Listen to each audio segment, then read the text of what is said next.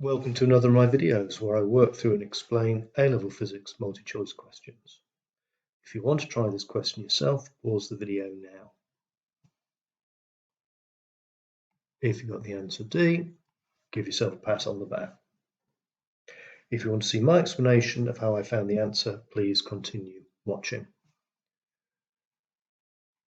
An object of mass is accelerated from rest to a velocity of v by a constant resultant force. What is the work done on the object during this acceleration? Well, the object starts off with the kinetic energy equal to 0 because it's stationary, and it ends up with a kinetic energy that is equal to half its mass times its final velocity squared.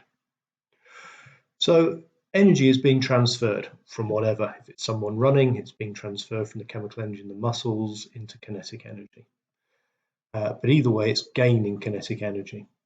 Whenever energy is transferred from one form to another, or even from one store to another, the work done is equal to the change in the kinetic energy. So in this case, I can say work done is equal to the change in kinetic energy, which is the kinetic energy gained, a half mv squared.